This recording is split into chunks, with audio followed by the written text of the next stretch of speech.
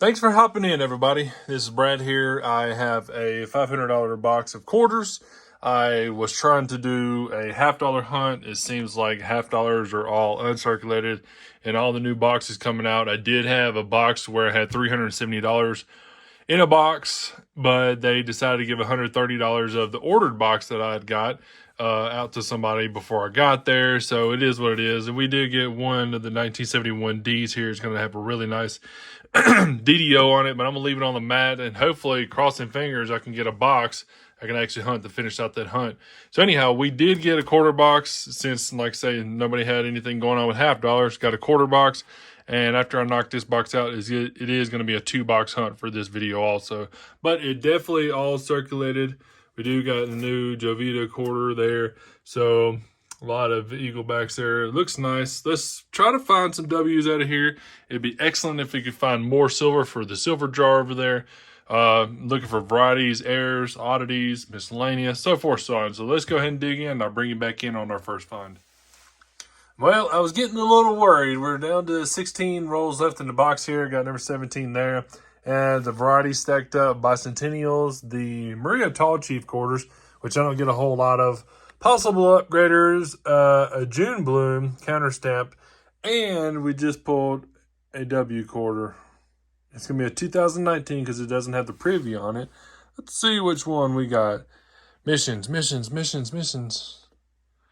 All right, River No Return. We'll definitely take it. W quarter on the board. Nice. Box number 1 down. I already went through all the varieties. Didn't have anything on there. We did get another counter stamp. Looks like Algebra or something like that. A Glabra. But anyhow, we had that June Bloom. We also got a Panama 2005 foreign. And we've got that W quarter also stacked up. Let me get the second box in here right now. Got box number 2. I was actually hoping for some $half, but they only had a full box, which is perfectly fine with me. Let's go ahead and jump on in and see what we get. Another W, V75 Privy. V75 sitting right there with the W on the side. Let's see which one we got. Rockefeller. It's actually a pretty decent condition, too. A little bit of circulation wear on it, but not too bad. Put it up here with the other W. Crossing fingers for silver. Box number 2 is down, so I checked all the varieties, all the bicentennials and everything again. Didn't find anything but this one here. This is the Arizona 2008, and usually right below the big cactus there you see JFM. If I can hold it still. JFM is covered up with what would be another cactus leaf.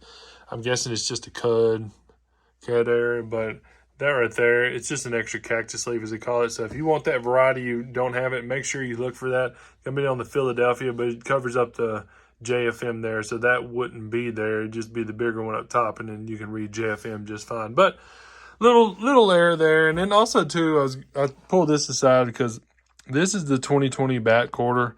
This is the Philadelphia, but you want to make sure to look for on the face of the big bat, not the baby bat, but the big bat there. And that if you have it this way, which would be if you have it this way, which would be the right eye there. If you have it flipped around to where you're looking at the bat, it'd be the left eye. And it will be a nice little, what would say, a dent or a strike through area that's right on top of the eyeball. Makes it look like a one-eyed bat.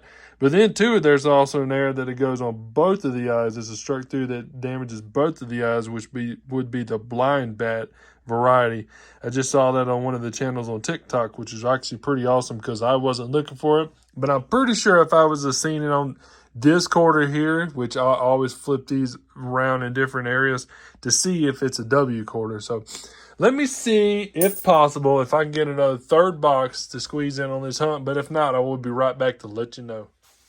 Okay, box number 3. I went ahead and popped it actually in the truck. I didn't really take a good look because I wanted to make sure it was circulated. And we do have circulated coins, so crossing fingers, we do get some silver would be nice. But more varieties are always good. And more W's. Let's get to it.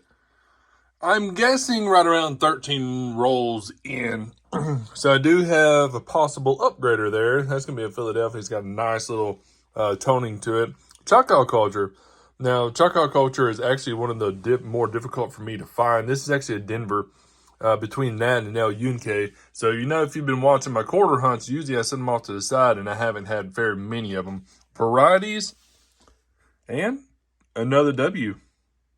It's a V75 preview on the front, so we've got a 2020 W here. Rockefeller. All right. Makes 3 for the hunt, 1 for each box. So far, hopefully we can get some more W's. Probably working on 20 rolls in. Added a few more varieties here, quite a few more bicentennials. And it was crazy was I was talking about the El Yunque, and I actually pulled an El Yunque, so that's a Denver minted also. But the reason why I bring you in, because this roll here, that is an interesting coloration on there.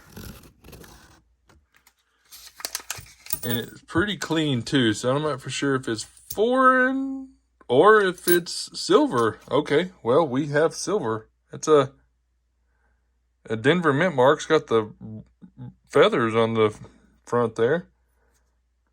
1964. Wow, it's actually a really nice 64 coming out of the roll too. Okay, wow. Well, we'll definitely take it. Set it there. Keep working. So I'm going through knocking out the varieties and the bicentennials, checking through them. I've actually got a bicentennial up under the scope, and I'm laughing because Dirty Water Coins and Collectibles. And again, if you're not watching videos, if you're not following folks to see what all they've got going on, and especially to see any errors and damaging and so forth, so on, you need to definitely. So this right here, the Denver minted bicentennial. So we'll go down here. It's a Denver minted bicentennial. He had just posted something about having a die clash. Actually, there's a heavy die clash right here at the front. And you can see it's right here, goes up under the E, cuts back, goes up under his throat. If you move it over here, you see this portion right here. It's a little bit of die clashing going on. I didn't see anything behind the head. And my quarter, not bragging or nothing, but it's a little bit better condition than what his is. There's a lot of abrasion marks on here, like they try to clean it up, I'm guessing. But then too, when I flipped it over to the reverse there, you look by the flame, and you see right here by the flame, it actually curls up. I don't know honestly what it is. It's by the stars, right by the flame here. There's a little bit on the backside of his head over here also going on. I didn't see anything up underneath the arm. I'd also looked at a picture a while ago because there's supposed to be a portion of his head coming through the arm here. But it looks like it's got a little bit of a die clash on there for sure. That right there coming across the flames, like I said, coming on the top side. And then the back side of his head there. That would be basically right there where it cuts back, go to the M. It'd be almost where the neckline or his head or something like that starts in there. So I think we got a die clash, I'm pretty sure. This one here is a little tougher. It's a little cleaned up. You can definitely see it looks like almost a triangle piece here, but it tucks back in his neck.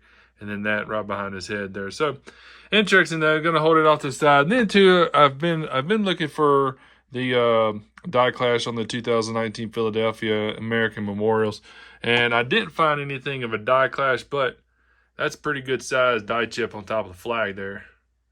That's a really big one. I've never seen that one before. That's a pretty good chunk. Nothing of a die clash as per mentioned, but let's keep moving. All right, well, we knocked out box number 3 also. So I did get the W quarters flipped up, and we'll be putting those into the W binder there. So we did get 2 of the 2020s and the 2019, which is always welcoming. I did pull out a really nice 1965 Philadelphia there. Still got a lot of hairline left, a lot of sheen left on it. Even the reverse has feathers on the chest. It's not any damage or any gouge or anything on it. So a really nice 1965 all in all. Also pulled, as you see, the 1964 Denver silver. So 90% silver. So nice, really, really, really nice to find silver. One of the Panama there, 2005. That's going to be a foreign also. So I did show you the big die chip, which you can see it plain as day right up on top of the flag. That's probably one of the biggest die chips I've seen on there. And then possibly the die clash. There's a lot of indicators on there showing it's a die clash, and it's in really good condition. You can just see the haze that's up on top of the head and the neck area there, kind of where it was just brushed over, whatnot. So this here, I'm going to show you a few pieces. This one, I always get one of these. It looks like a greaser. I mean, look at it, but it looks like it's almost like bubbling right here by the mouth area. it's a little more lipped up. But you see that side and this side. A lot of folks saying that it's burned, but you would see black marking right, or I guess if you would, I mean, if it was put by a heater for a while and just not charred, but you can see all the edging on there. Yeah, so it's just the way it's bubbled up, the way it looks all the way around it. A little bit of damage right there on the wing, but all the, like I say, I say grease. It might be something different, even with the front too. Look how heavy it is on there, across the head and everything. The whole coin. Pretty interesting. Like I said, I get these quite a bit, but this right here is where it looks like something is going on with it. I'm not sure if it's kind of where that first layer was peeling up at, but it is risen just a little bit on there. So that was pretty cool. Little setback error here. Oh, if I get you down here. This one here is going to be a Philadelphia. This is going to be one of the Kansas ones there. But as always, you want to look for In God We Rust, and you see the T is almost completely gone on there. You really want to see one that's completely no T at all. You look at plain as day here, you can barely see it. You get a little side light on it, or get a little more turned, you can see that the T is there. But In God We Trust, it's, you know, majority of the ones I find are in Denver, but this is Philadelphia, so I'll hold it off to the side. And then to this one here, let's see what year it was. I think it was a 65. So another 1965, pretty polished up, pretty clean, but just to give you a heads up that it is machine doubling. You see it all the way around the T, the P there. If you come down here at the bottom, it gets to where it's on the wing side there. And then down here is actually pretty cool, the way the R sticks all the way out. The T's on this side, same thing with the E. A lot of machine doubling on it on the outside of the Q here. And it actually goes around with the dollar sign also. So anyhow, just to give you a gander what machine doubling would look like if you find it, you definitely want to have some notching in those letterings if you're going to have anything with a true DDR or DDO. Anyhow, fantastic hunt. Hope y'all love the hunt. Make sure you give it a thumbs up. Don't forget to subscribe. It is free. It helps me out. And it helps me out move a lot more content through. So anyhow, I hope y'all have a fantastic day. And we'll see y'all on the next video.